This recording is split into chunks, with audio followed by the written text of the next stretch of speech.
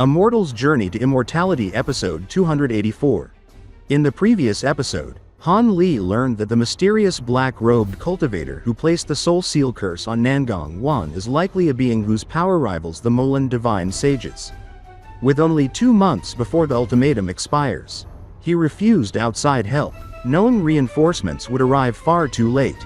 Determined to save Wanner, he fortified the ice wall protecting her, settled unresolved matters in his residence, and prepared to enter seclusion. As worry weighed heavily on him, he pushed aside all distractions, from the concerns of Mu Peeling to the teasing of Lu Yu, and focused solely on gaining the strength he needs. At the end of the previous episode, Han Li sealed himself away, summoning Auric Essence and igniting his brilliant azure nascent flame, beginning the arduous process of refining his 36 flying swords for a crucial life or death battle. What will happen next? Stay tuned. And the story continues. Suddenly, a strange scene occurred as the transparent liquid began to split into 6 thumb-sized silver beads that slowly swiveled in the air, suspended before Han Li like tiny moons circling an unseen star. The beads shimmered with a faint metallic glow. Recognizing the crucial moment that he had been preparing for, Han Li drew in a long, steady breath. Then, without hesitation, he bit down on the tip of his tongue. A spray of blood essence flowed out, drifting forward like a thin red mist. The silver beads absorbed every drop instantly, turning from dim silver to radiant gold as if molten sunlight now pulsed within them. Seeing this transformation, Han Li's spirits lifted. He released a streak of azure light from his mouth, which circled around him once before settling in the air. When the mist faded, a small inch-long sword hovered before him, gleaming with condensed azure energy. With a single gesture, Han Li directed one of the purified golden beads toward the sword. The bead melted across the blade's surface, coating it in a seamless golden film. Immediately, the miniature sword began to flicker with dazzling, intense light, as if awakening into a new state of power. Intrigued by this unexpected reaction, Han Li raised his brow and summoned several supplementary materials from the ground. They flew into the air, merging one by one into the sword's glowing surface. The blade then darted into his palm, where azure nascent flames erupted around it, wrapping the entire sword in a cocoon of controlled spiritual fire. Han Li slowly closed his eyes, guiding the flames with precise spiritual sense, tempering the treasure until the Auric Essence, infused with his blood essence, fully merged with the weapon. Days blurred into nights as Han Li repeated this grueling process again and again. Without pause or rest, he refined every one of the 36 Bamboo Cloudswarm Swords. Only the myriad-year spirit milk sustained his energy long enough for him to continue. Without it, his magic power would have been exhausted long before the task was finished.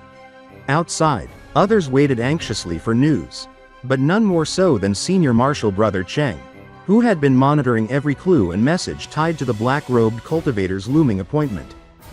As time dwindled toward the appointed date, tensions grew. On the final day before the deadline, a flying sword descended upon the Drifting Cloud Sect, carrying a jade slip that revealed the exact meeting spot. The location was not only treacherous but uncomfortably far from the Dreamcloud Mountains. If Han Li did not emerge from seclusion soon, he might not reach the site in time. Inside the sect's main hall, Senior Martial Brother Cheng paced restlessly, waiting for any sign of Han Li. At last, Han Li appeared silently at the entrance. Startled and relieved, the silver-haired old man turned toward him. His eyes lit up. "Junior Martial Brother, you've finally arrived. Have you finished tempering your magic treasures?" Han Li's expression was far more composed and confident than it had been a month earlier. His voice, however, carried a trace of fatigue. He confirmed the successful completion of his work, then immediately asked about the jade slip and its message. Upon receiving the slip and scanning its contents with his spiritual sense, Han Li's features darkened. The mysterious black-robed man demanded that Han Li arrive alone, bringing the golden lightning bamboo treasure, and even used Han Li's relationship with Nangong Wan to force compliance. This proved that the enemy had investigated him thoroughly. Senior Martial Brother Cheng, speaking with frustration and protective anger, explained that this was no surprise. Powerful Devil Dao cultivators could effortlessly spy on low-tier sect affairs. But Cheng had already taken precautions. Instead of allowing Han Li to face the danger alone, he had contacted several trusted allies, including the formidable child fire dragon. Together, they planned to follow Han Li from afar. As soon as the black-robed man revealed himself, the group would encircle him, ensuring that the enemy could not escape the state of Shi unscathed. Han Li thought it over and, despite recognizing the danger of alerting the enemy, approved the plan. Assistance was exactly what he needed. Senior Martial Brother Cheng placed a tracking marker on Han Li, promising that if the enemy proved overwhelmingly strong, Han Li only needed to buy a little time. The others would rush in to help. Sincerely grateful, Han Li thanked him, a rare gesture from someone so cautious and independent. After Han Li departed to make preparations, Cheng allowed himself a long exhale of relief.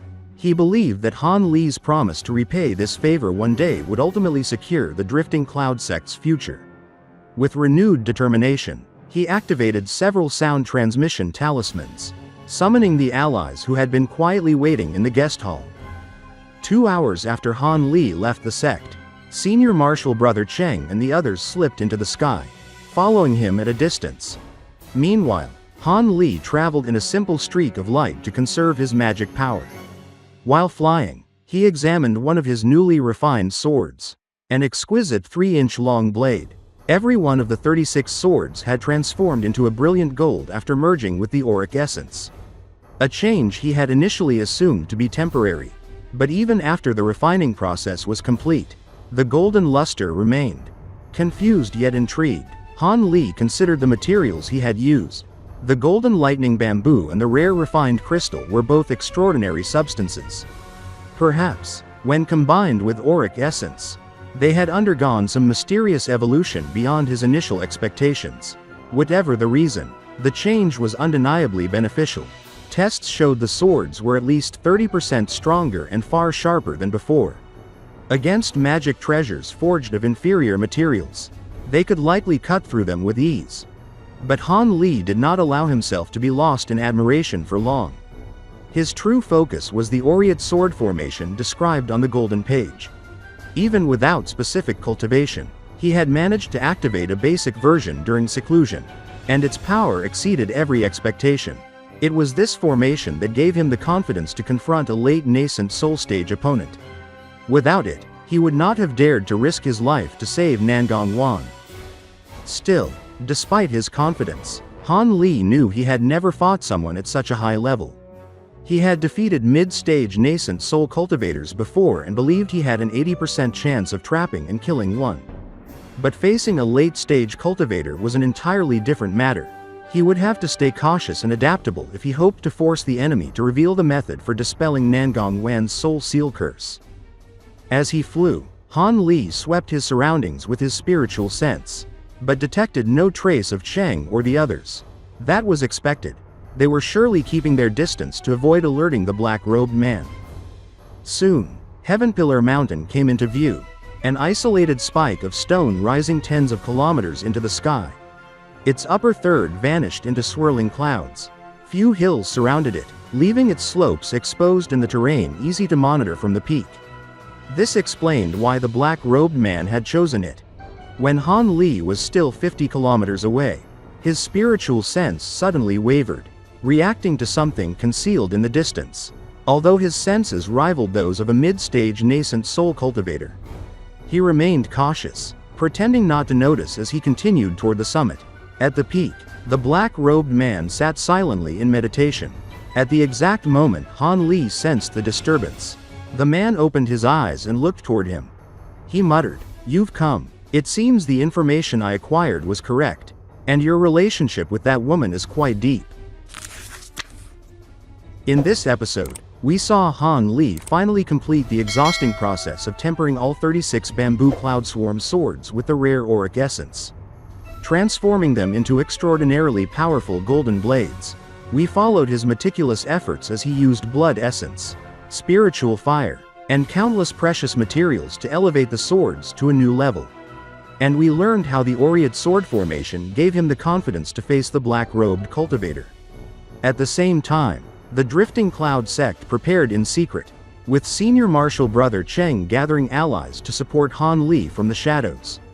By the end of the episode, Han Li departed for Heavenpillar Mountain alone, fully aware that the enemy had learned of his connection to Nangong Wan and was using it against him. What happens next? Stay tuned for the next episode of Immortal's Journey to Immortality. If you enjoyed this episode or found it interesting, don't forget to like the video and subscribe to the channel to receive notifications about the newest episodes in Han Li's journey. Thank you for watching, and goodbye. See you in the next video.